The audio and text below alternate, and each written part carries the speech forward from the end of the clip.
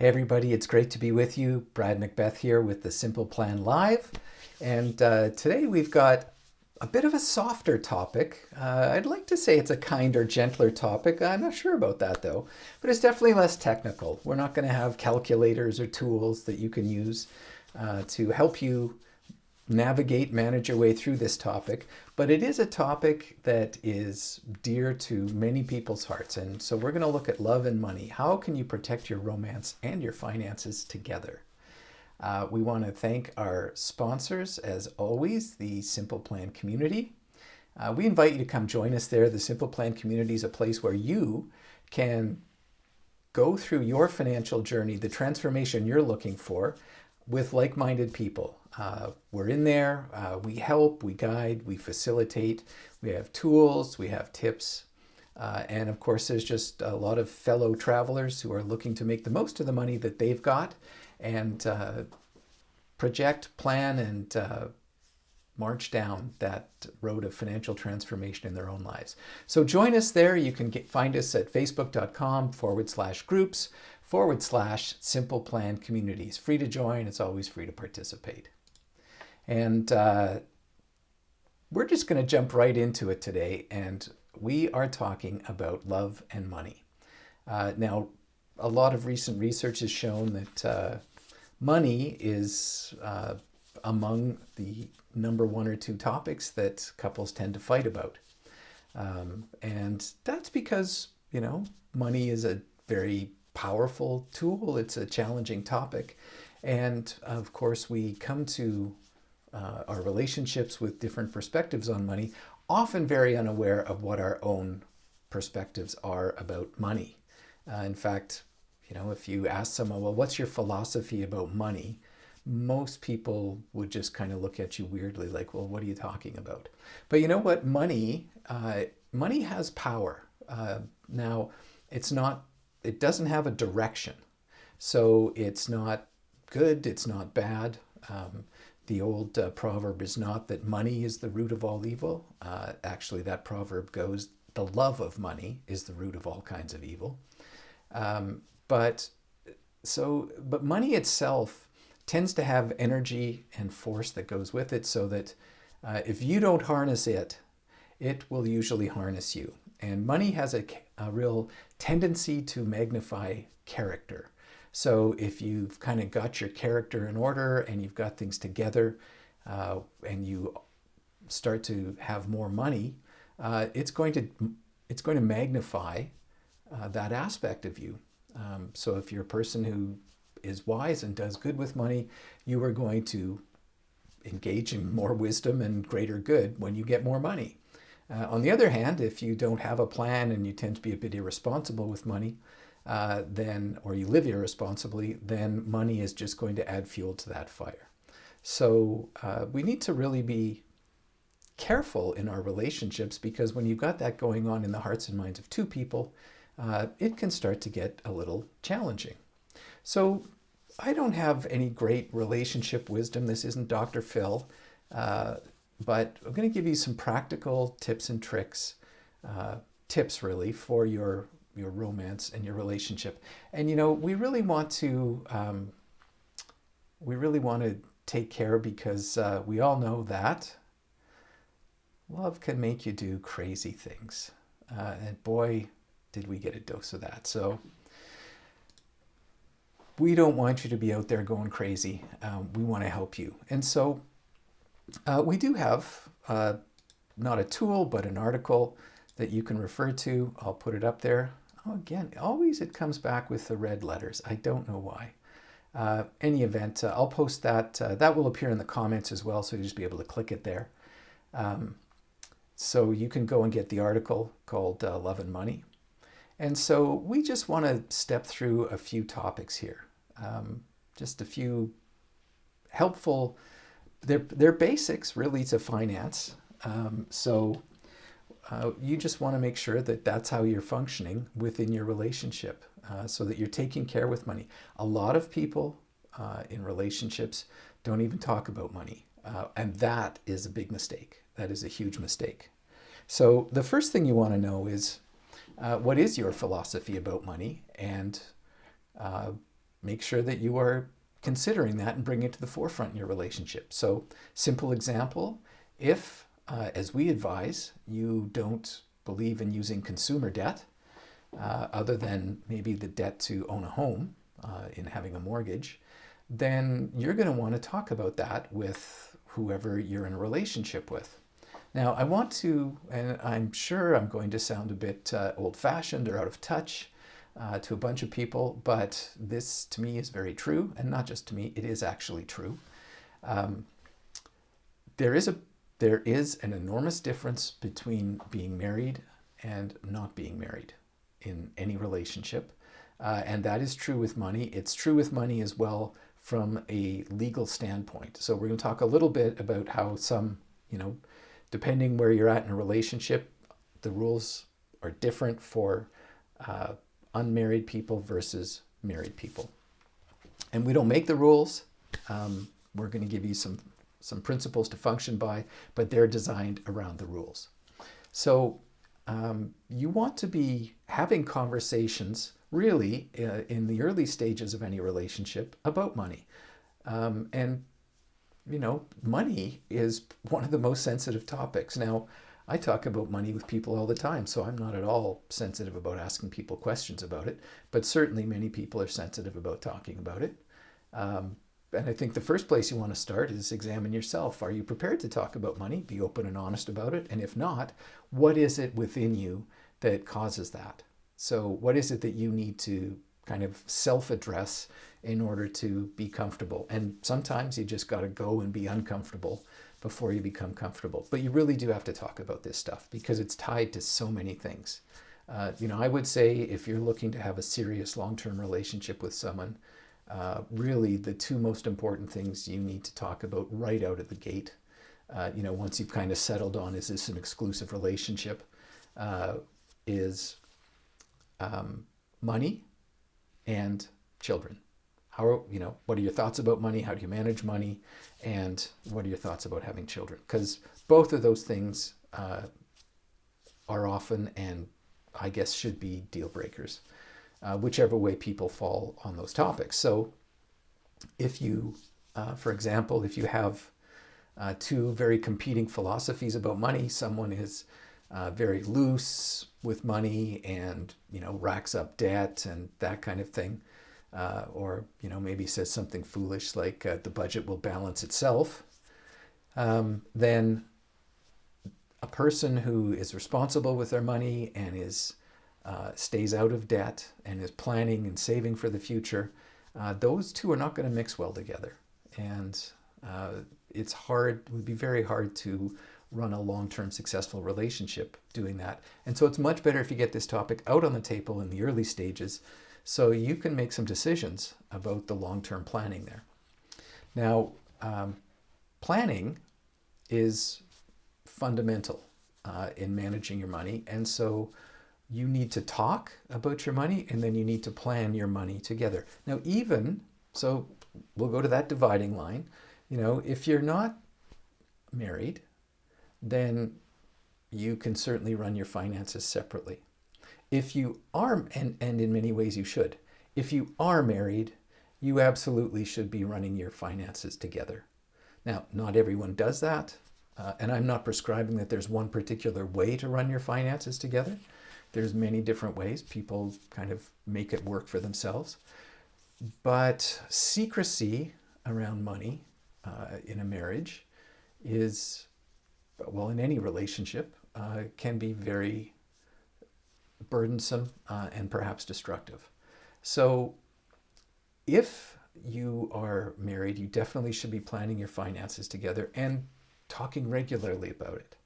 Because, as you kind of go through the life cycle of being married, there are just many, many stages. There's the earliest stages where it's just the two of you. Maybe things are simple if you're young, and you're just kind of trying to get a roof over your head and take care of some basic stuff. But as time goes on, things get more and more complex as you add in big purchases, whether those are fixed things that are enduring like a home, or not so fixed things that last for a while but are big expenditures like cars, or things that don't last any length of time but cost lots of money, like travel. And then, of course, many questions of finances that happen around children. Now, there's this myth out there, in my opinion, that having children is colossally expensive, and we'll get all these quotes about how much it costs. But really, it doesn't have to be that way. A lot of things people choose to do make it that way, but it doesn't have to be that way.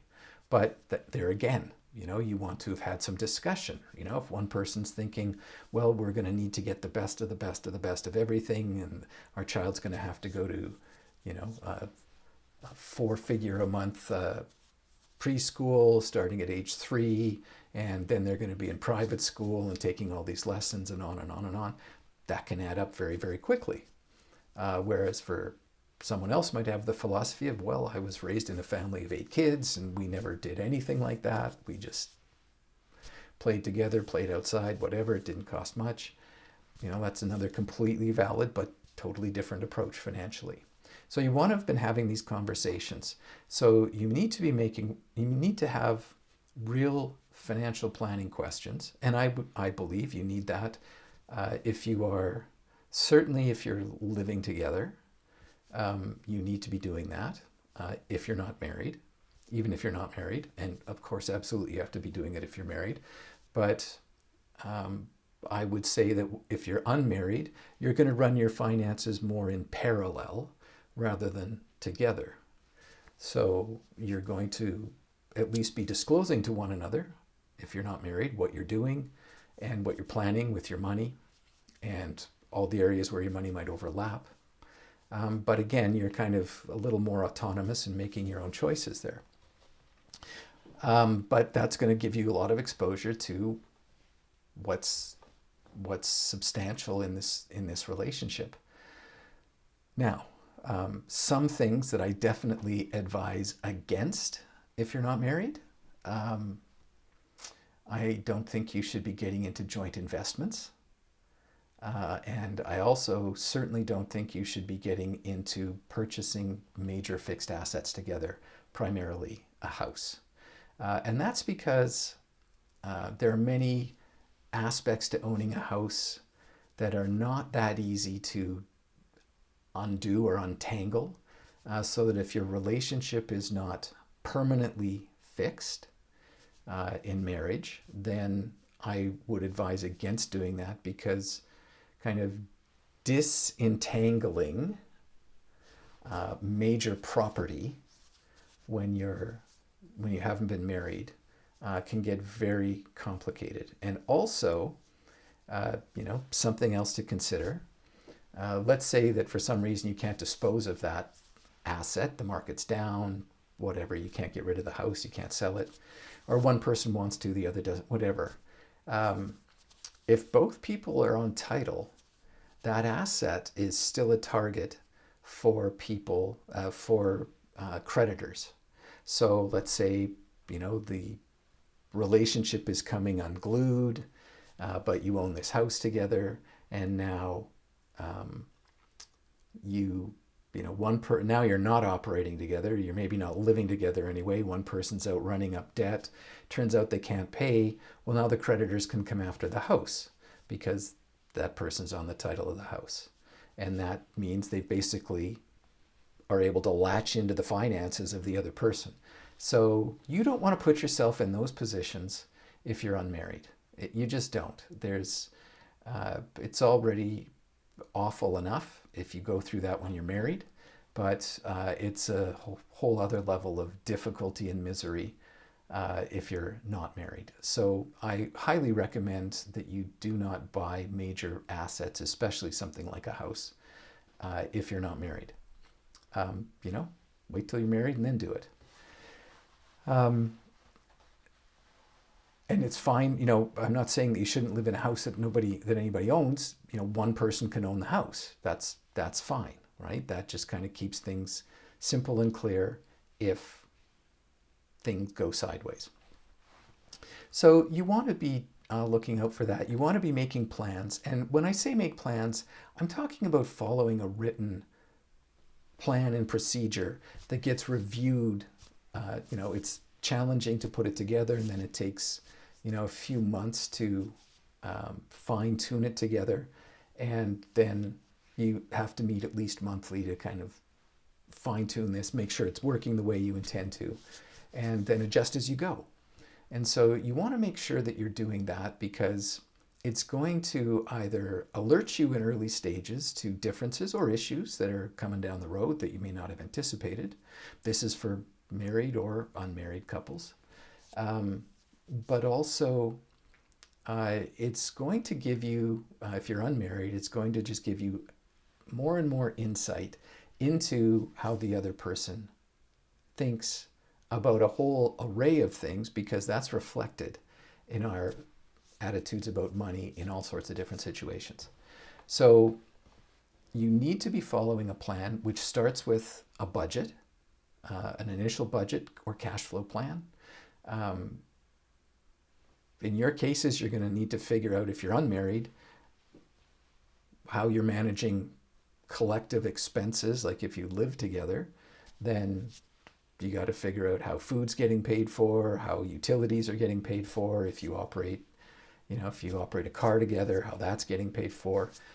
And even things that are being paid for by an individual, you want to have at least disclosure so everybody knows who's paying for what, and there's no assumptions made, because assumptions are what tend to get people into trouble and cause those difficulties. And so the more that you communicate about all this stuff, the more it can draw you together. And the less you communicate and issues start to crop up, there's a lot of fear that is associated with money. And so, we have that lizard brain, if you want to call it that center in our brain that causes the flight or fight response, where, as I like to say, emotions go up and intelligence goes down. That tends to get people reacting very emotionally on topics that are very sensitive, like money being one of them, because it's very much tied to our sense of personal well-being.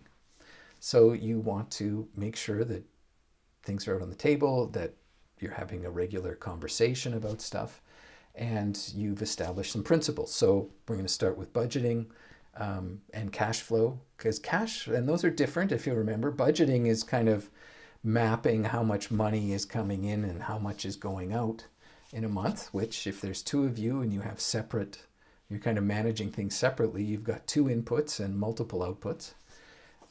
But cash flow is the timing of when this money thing is happening, so that the cash flow management is what makes sure that the rent money is there when it's time to pay the rent. Because it's great to look at, I've got enough coming in to cover everything I have going out. But if the coming in money isn't there at the time it needs to go out, that's a cash flow problem. That's not a budget problem, it's a cash flow problem. So once you've done with that, and that becomes an ongoing process to review and adjust, then you're going to have a plan for, hopefully you don't have any debt. But if you have any debt that's other than for a home, you're going to come up with a plan to get rid of all that debt. When is my debt freedom date? How are we going to get rid of it? And then you're going to have an emergency fund in there to make sure that you have money set aside. If there's two of you and you're not married, you'll have two emergency funds, one each. And then once you've got your emergency fund established, then you're going to go on to building plans for things like, normally we would be looking at acquiring a home for those that want to do that. If you're not married, then one of you may be doing that, or you're going to need to figure that out somehow.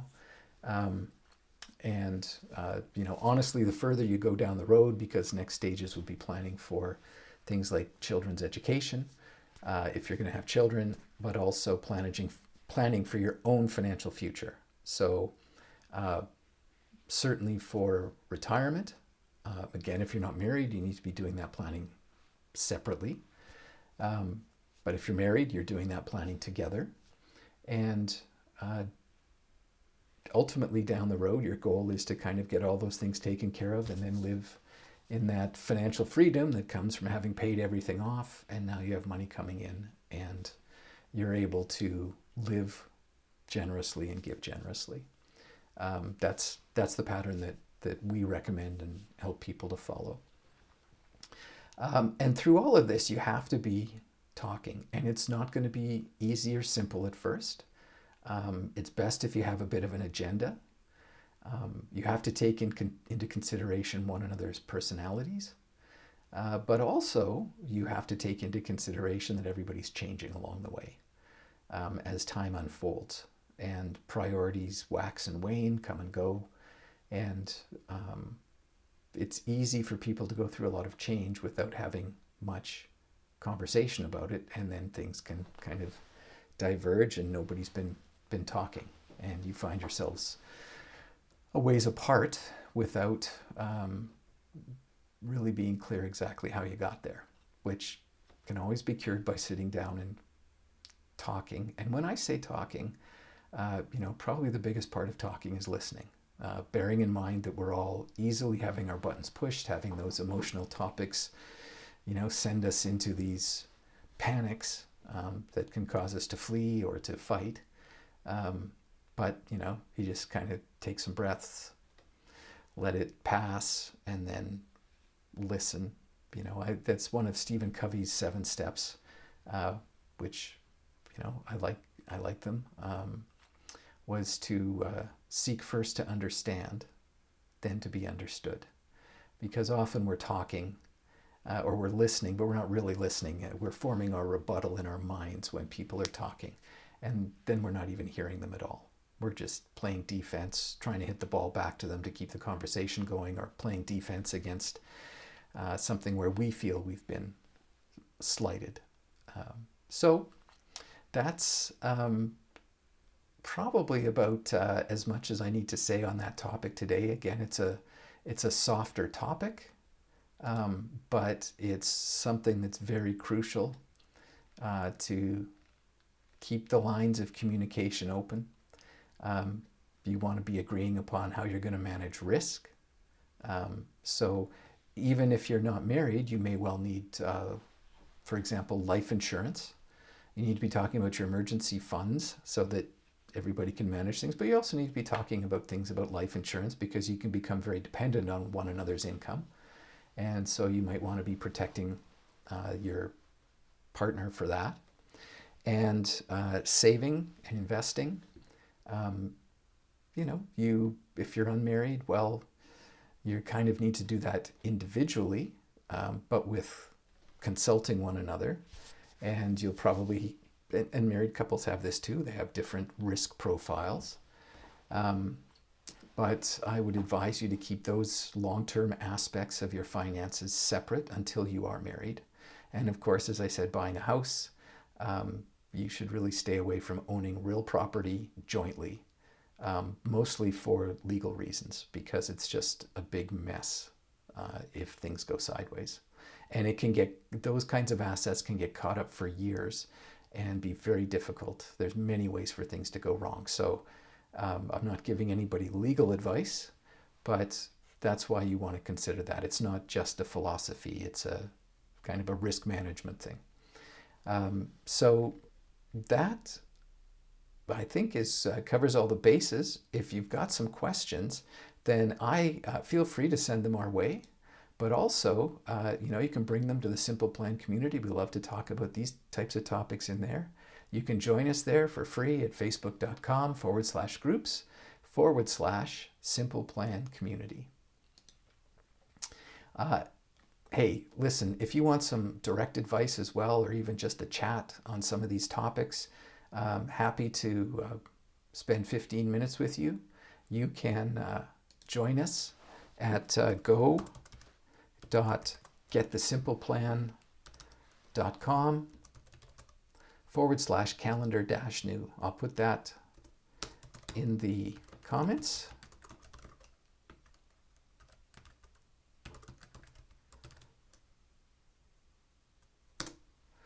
There we go.